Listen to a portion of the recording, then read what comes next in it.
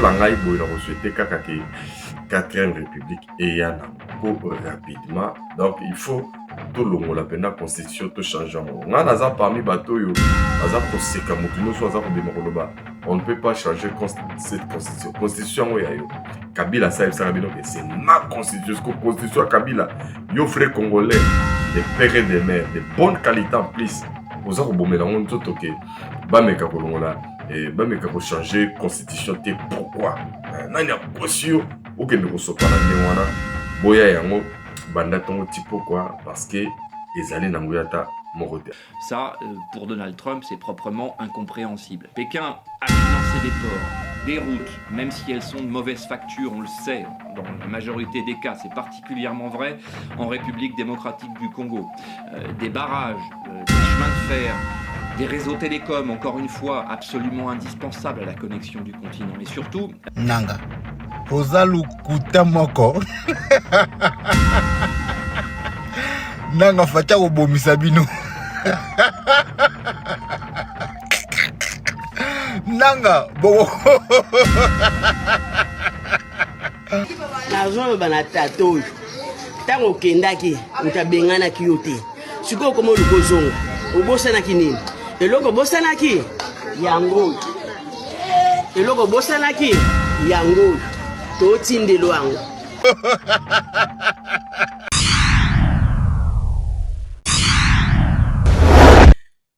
Bienvenue sur Tindika Télévision. Merci Naba Congolais, merci Naba Mpanga Vincent, merci Naba Walinga Kabiso. Tout ça, on a déjà pour nous Pesabino d'informations. Il y a République démocratique du Congo, surtout il y a Kinshasa en particulier.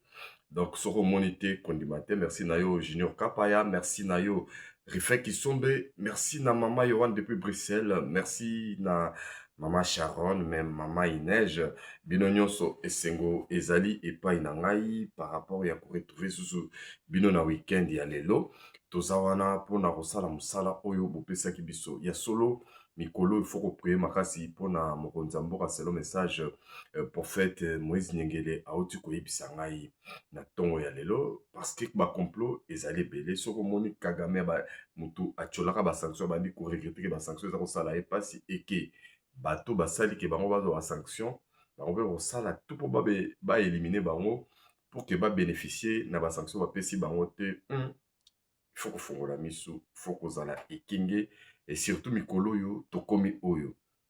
Alors mikolo yo opposition ezali penda pete makasi nga na pesi na ngai mokonza mboka Félix Antoine Tshisekedi Tshilombo autrement dit Fachi Beton na pesi yo raison. Pourquoi na pesi yo raison? Parce que mikolo yo ba opposant baza na bango susu na idéal te idéologie comme telle ezate bakoma na bango kolela lela. Il suffit moi les kabomuke bimeka na réseaux sociaux ba diembeli. Hier c'était ba mobondo ya fere bango ba wele ki ba diembela lelo bakomaki bato Moïse nani mbiye Moïse mbiye pe auti na ye kosala vidéo akoanga na bango ke naza na kana bino te parce que ezala M23 ezala ba opposant ya pété partout bakomi ko afficher Moïse Mbiye. Alors na minute o tozoloba oyo bakomi koluka susu eloko nini bakodimela parce que sifika mopepe. Alors na otiko Karimero bakangi général Kabi ya Jérezana no Rimer suite à communiqué otomonaki etambolaki pas plus tard que hier vendredi ke falaki basala milulu moko na stade des martyrs ba entraînement kaka ndenge ezalaka. Mais est-ce que wana etali biso nga na lobi na yo sambela nzamba pesa yo grâce aux ala vivants au mimonela. Ba retombé il y a présence à Donald Trump na Chine les dessous des cartes ezaki makambo ya République démocratique du Congo na batikele koloba ngote pays na biso eza na bonne voie et jusque là parce que ba géant bazali ko betela mo masolo bazali komi bongisa na kotiela bino ba vidéo lelo boko landa ba analyse boko yo kandenge nini bato baza ko réfléchir en commençant par France 24 mais pour en profiter na pesi mbote belé na Mama Yohan encore une fois depuis Bruxelles na pesi mbote na Mama Inej Mama Sharon tous les Congolais de bonne qualité en commençant par toi Léopold Sapo depuis quelque part, et puis le patriarche Pierre, les Congolais de bonne qualité, Lokola Junior Chimanga, et puis Mama Jordan, Lusamba Kwete, la Queen Soraya, pourquoi pas, Gelor Nkumu, Yadiva Moubi, Olanda Rabiso, Francis Colombo, depuis Kampala, Ozara, toujours branché, jamais yo erata, Venangai, Tumbakole, chez Mama Laurence, donc toujours na motema, Bozali Wana Bino, Bozali ba Congolais, il y a bonne qualité. Alors, Mikolo yo, beaucoup ça la constat que nanga mutoyaka na verbe avancé, nanga comment ça la verbe retirada. C'est que ça va faire très mal, mais selon Massad Boulos, pardon, la dernière information na Otikozwa, Massad Boulos, États-Unis, département d'État américain, va décider vraiment que il faut ba M23 va se retirer totalement dans tous les territoires. Il y a République démocratique du Congo. Alors, avant tout, comme le mois de décembre, makambo kozala minene bozala na panique te pour trouver un moment normal makambo oyo ezali koya. Avant de continuer na kosengana na Junior Kapaya très rapidement, tiens biso na analyse, il y a passage, il y a Donald Trump na Chine selon correspondant à France 24 depuis Washington, Boka Makambo balobi pour la République démocratique du Congo, pour la retard aux États-Unis na kati Afrique, et surtout que pour la période de biso tozali wana mutuloko langai boy na souhaiter kaka ke 4e République et ya nanko rapidement. Donc il faut tout le la pena constitution tout changement. On a parmi bato yo baza ko seka mutu nyonso aza ko bima koloba. On ne peut pas changer cette constitution. Constitution oyo Kabila c'est ma constitution. Parce que constitution Kabila, yo frère congolais, des pères et des mères, de bonne qualité en plus. Vous avez beau mélanger tout ok. Bameka kolongola et bameka ko changer constitution te pourquoi? Nanya kosio ok ne ko sopana ndengwana boya yango banda tongo tipo quoi parce que ezali na ngoyata morote. Alors kapaya tindika bisoto landana nous intervention analyse yaba correspondant. Il y a France 24 depuis Washington à propos du passage à Donald Trump dans la Chine. Malgré après départ, tous les cadeaux chinois à l'aéroport, na ben moko et ça solo tous les réseaux sociaux.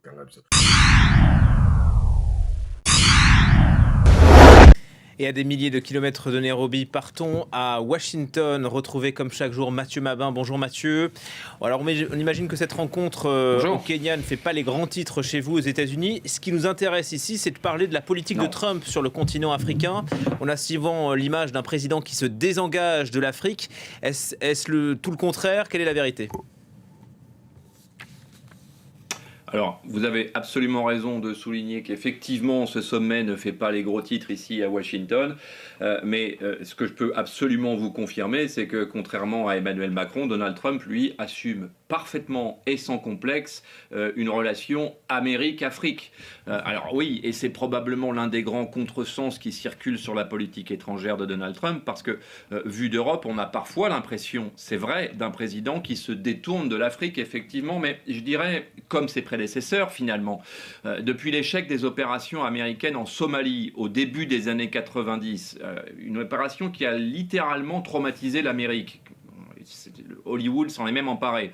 Aucun président américain n'a montré un enthousiasme particulièrement débordant pour engager massivement des forces occidentales, par exemple, sur le continent africain, en tout cas pas des forces américaines.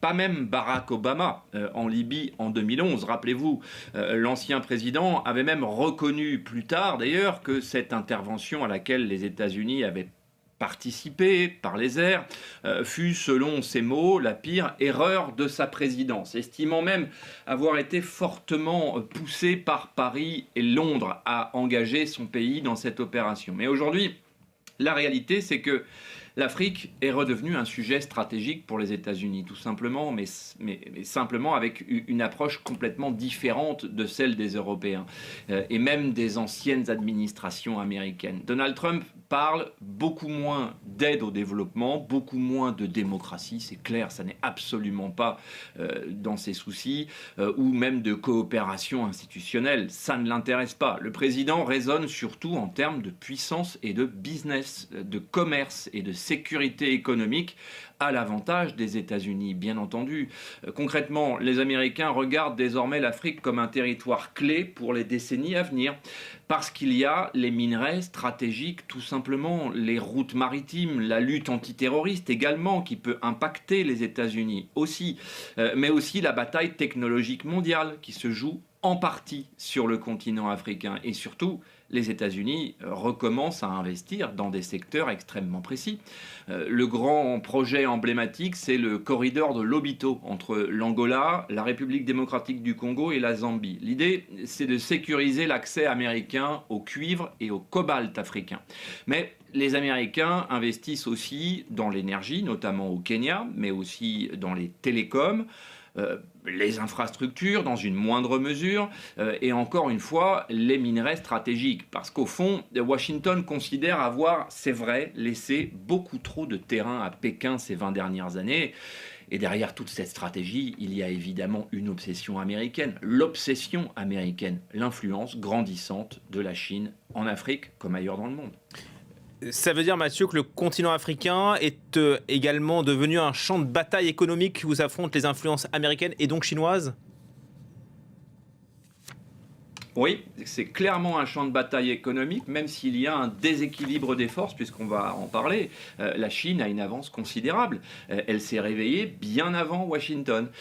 Et même aujourd'hui, les investisseurs américains, l'État en tête, considèrent l'Afrique comme l'un des grands terrains de confrontation économique du XXe siècle. Donc effectivement, votre expression de champ de bataille est juste, mais dans le cadre d'une projection dans l'avenir. Parce que les chiffres sont assez spectaculaires quand même, il faut le reconnaître.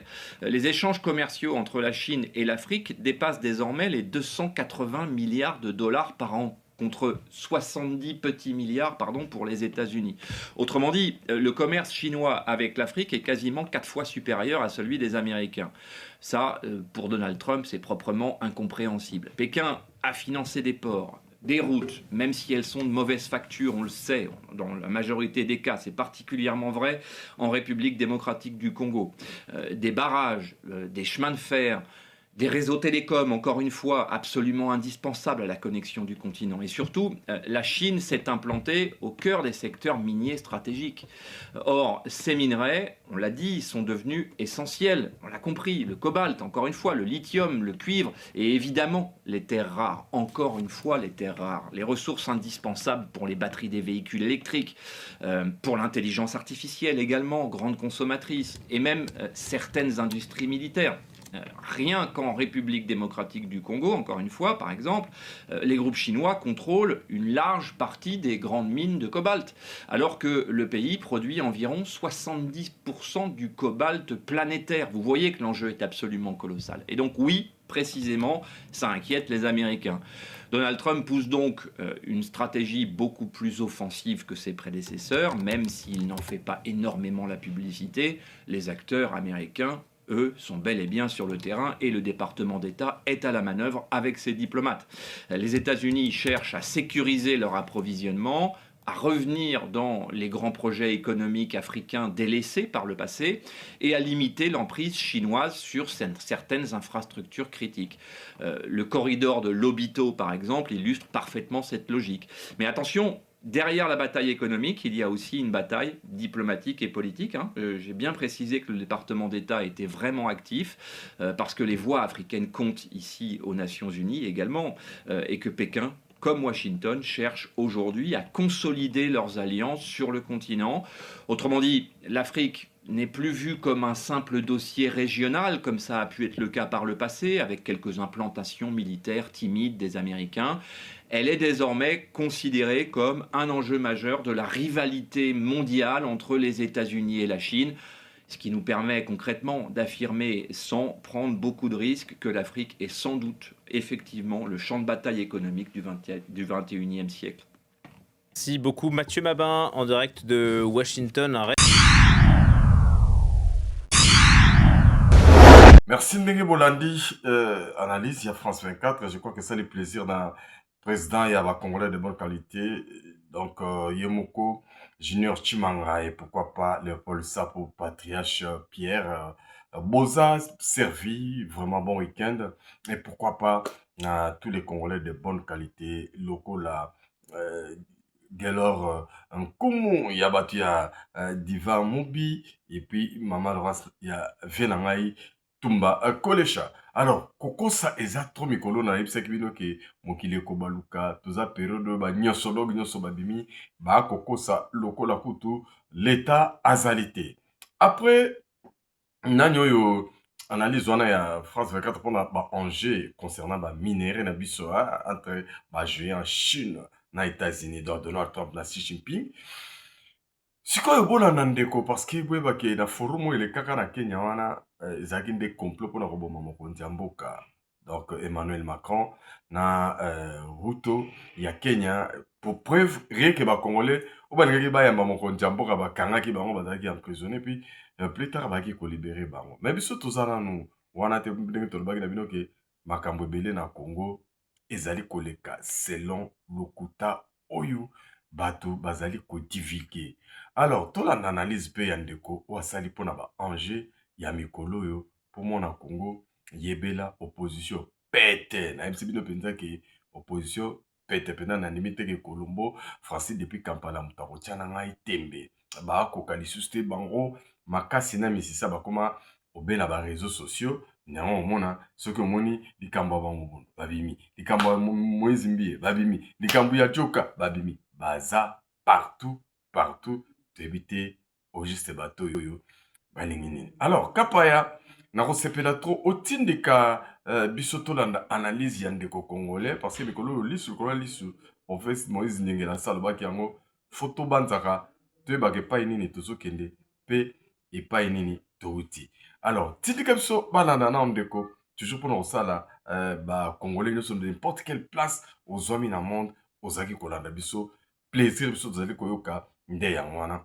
bongo tokutana juste après. C'est parti.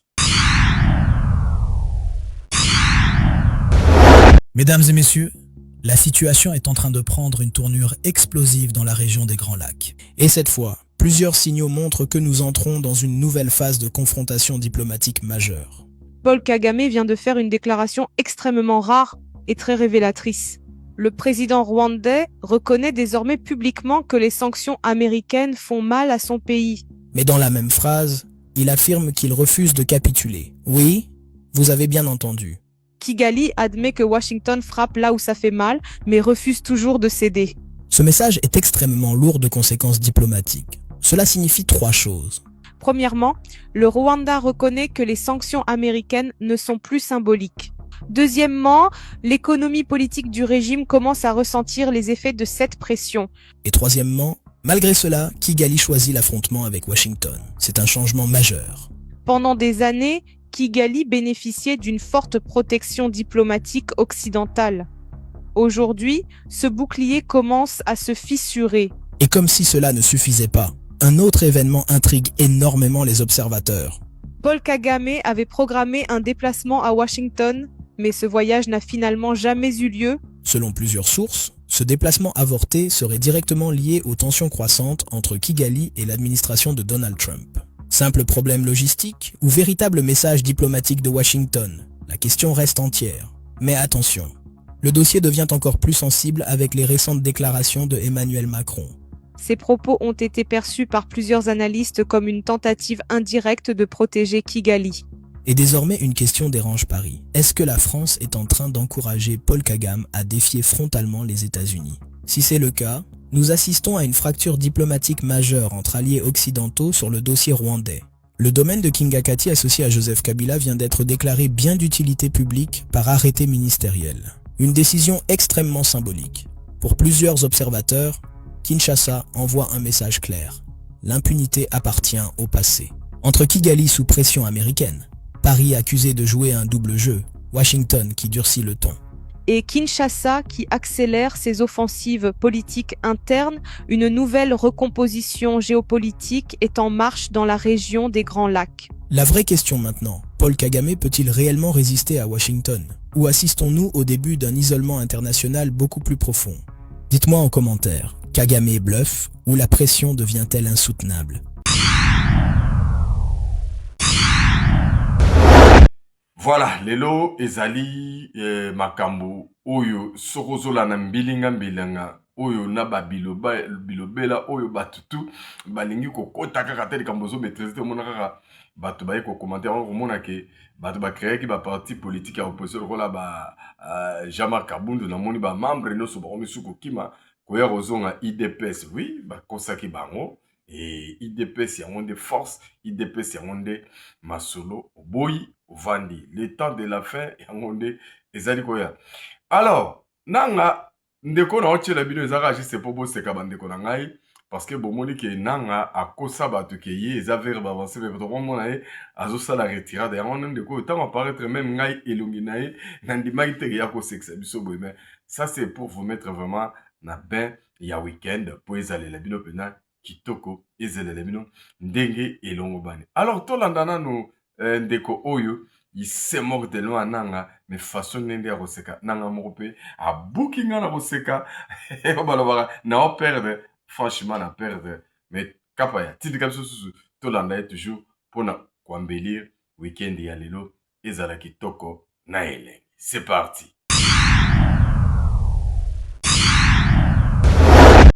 Mbote bandeko na ngai oyo ezali nanga te kasi ezali Aimé Vision TV. Epa na biso tolobaki verbe ezaka ka avancé recul eza biso te. Mais tokamwe nanga na sake base reculer. Tokamwe na masisi nanga se reculer. Nanga ozalu kuta moko nanga facha kobomisa bino nanga boko bandeko na ngai bopartage botinda nanga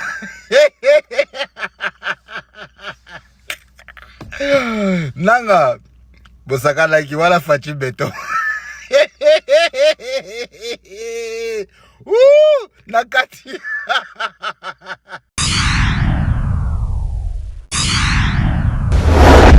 Alors, je pense que ça lui plaisir d'avoir te belé au bazar qui branché pendant pour nous Rolanda. Bisobo seki pe le Rolanga Jacques Mbouyamba na libota moma depuis Chypre. Pourquoi pas notre fils bien-aimé Gift Mbaki Mbouyamba à Djogo. Donc bientôt Coupe du Monde, premier match contre le 17 le 17 juin. Bisona bango iki. Donc, Mikolo, nazo prévenir que Lokuta et Kozala Makasi, Banamboka, Bobanzaka, ezali très important. Papa Maurice Toko Bukarate, il faut boyer Bayango Penza que Roger Boya depuis Canada.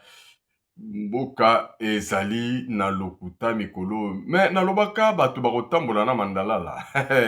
Batu bamona roi maseki, mais lorsque Kagame déjà, yemo bandi ko seno que ba sanction que nous salanga pasi, mais bien que ba sanction ils ont ça là pas ils ont ça la difficulté au saralate mais ba bénéficiaire nango ba vivre été on a il prétend que Donald Trump na bon Nzambora Félix Antoine Tshisekedi de Chilombo 2028 ba rozala na ba makambo Donald Trump par rapport à la constitution américaine il est partant mais par contre président absolu doit ça le bague de vidéo que makambo kana 2028 apesi nyoso pas ya Nzambe ope boboyela ki makamba Moïse Katou Moïse Mbiye yemwazo wanga nene déjà que ane na kala bino ba opposant ba rebelle tous les bato balingaka ko récupérer ma solo puisque na moni ba diaspora congolaise depuis Bruxelles vraiment na décevoir biso bana mboka puisque bokomi bino on défendre bato yo penda ba manipuler biso 20 millions ya ba congolais ba kufi mais bato na ba kufela 800,000 balingi bazwa mabele na biso balobaka moi mombana Kagame alobaka mais boza na poto nzokande ba mususu bazoyeba na bango vraiment eloko akosala te. Alors cette fois-ci pour kobongisa week-end ezala toujours kitoko mama moko pe azotuna Joseph Kabila yo bosanaki nini na Congo. Voilà pourquoi eloko ya bosanaki eza botine ayaka nango po bakinga kati biloko nyonso mikolo yo l'état congolais a ko récupérer biloko parce que quelqu'un qui est sous sanction aza sous loko mon côté na mboka na biso bako banda koloba bako finga bako loba nyonso contre mokonza mboka. Est-ce que biso tozala tina tolanda bango tana tina ta morote ya kolanda bango parce que vérité eyebani constitution oyo bato baba simba te et tous les opposants sinefse bino ba rebelle ba opposants et peut-être tout ça Auto azoteleme la constitution, tout n'a que constitution azoteleme la yanani. Parce que la constitution, et ça Joseph Kabila, même si le monde entier que c'est ma constitution. Parce que les Congolais de bonne qualité. Congolais pena ya motema malamu. O alingi mboka na ye. Ok, ne peut défendre la constitution à boye. La constitution, faut tout changer. Mais à la changement, et à la quoi que ce soit. Moi, je pense que ça va référendum. Moi, je pense que vous allez en 2027. Année 2026, c'est un marambe belé. Bien qu'il y ait un soupçon que Donald Trump azali koya na Congo d'ici là. Mais au moins, il était condimenté par rapport à des vises. Il y a émission Nabiso. Il y a un motoko sayote. Zala prédamment na Congo. Zala ekenge lokola bandeko nyonso yo bazalaka éveillé o bazwe bakosala lecture ya masolo puisque politique lelo atoki mi akotala bamemi politique na musique bamemi politique na bacomédie bamemi politique ekoti partout na bato bakanaki balobela makambo politique te bakomi koloba yango sikoyo neti biso boye sikoyo tosali ndenge nini etuna artiste moko sikoyo tosali ndenge nini biso tozangi toloba nini en tout cas bozalaki ebele mpona kolanda biso esali biso plaisir mais kapaya tindika biso na tolanda mama na soit sexe biso aza kolakisa biso boti ya kabila oyo abosanaki awa na congo bongo tozonga tokutana juste après mpo toconclure masolo na biso oyo tobandaki lelo na compte toujours ya tindika télévision. C'est parti.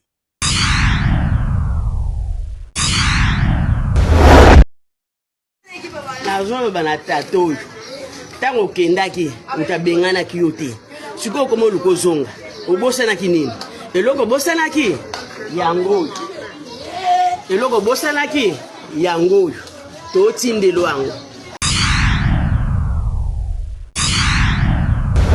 Merci vraiment na sepeli na tondi bino botone ne bozaki ebele mboka oyo eza mboka na biso toza na mboka ya mibale te barwandais nde baluka deuxième mboka bazala bango moko barwandais bazala bango moko bacongolais kasi nga na yo ndeko na nga congolais tozoluka nini kabila azalaki rwandais bainfiltre biso ya pendant 18 ans ye moto avwami koleka congo yango moko malheur na bato oyo baza kotiela ye motema baza kokanisa kaka ye aza na bango biso toza kuna te mais avenir ya Congo ekozala meilleur na bakongolais oyo bakolinga yango ezala meilleur surtout na cadre ya bolingo ya Congo na ya bakongolais. Donc c'est très important. Les jours à venir seront meilleurs parce que l'investisseur bazoya na Congo bobanga te bolinga te bakosa bino te Fatim tazo kumba biso na bon port. Eza na moto mususu te akoya kokumba biso na bon port. Tokozora pe président mususu peut-être tu éviter après Fati président ni na kozala na motema ya kolinga Congo na ba congolais lokola ye. Donc yangwana ndeko bozala bato ya ngele bozala bato yo bozoyeba quand même ba valeur ya ba bisika touti na ba epai itozali ikokenda.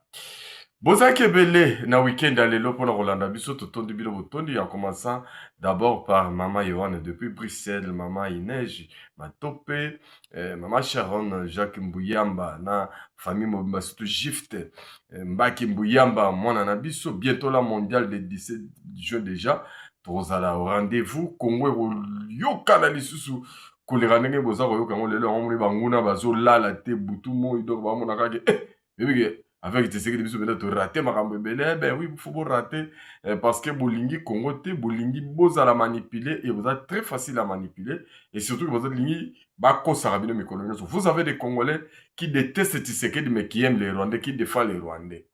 Et surtout les Tutsis, moi je ne partage pas même pas de vie que vous hein, ça vraiment je vous l'ai dit. Mais, excusez mes frères et sœurs. Alors Junior Kapaya merci Refé Kisombe. Merci na prophète Moïse Nyengelepe. Merci na Mami Bomolo depuis Anvers. Merci na yo Roger Boya depuis Canada, Hollande Arabiso et Sal Arabiso toujours bien. Donc très prochainement, tokoye la bino ba masolo muzuzna ba dossier oyo biso toko sélectionner sinon c'est d'ailleurs cette semaine ezaki na ba événement et belé à Lukuta ba makambo ba mbonge ba ya ba mbodi ba toko betana. Donc surtout que mikolo yo ke ba na vi na yo soko liaka pa ya joka akotanga yo po mikolo ezaka kaka joka moto atanga bato baliaka sheye kolia pa bato ezobomisa. Alors bon les Congolais tozalaka na rythme wana tolinga makambo bongo makasi parce que biso là où il y a le sérieux nous on n'est pas là mais soki na bamboka bato mosusu balingi mboka na bango sango yango ninga naza ko exhorter bino toujours bolingo ya Congo Nayaba Congolais, tous allés ensemble, tout le monde bongo très prochainement, dans la même chaîne, même air. Nzambe apambola bino, apambola pe mabota na bino. Bye bye.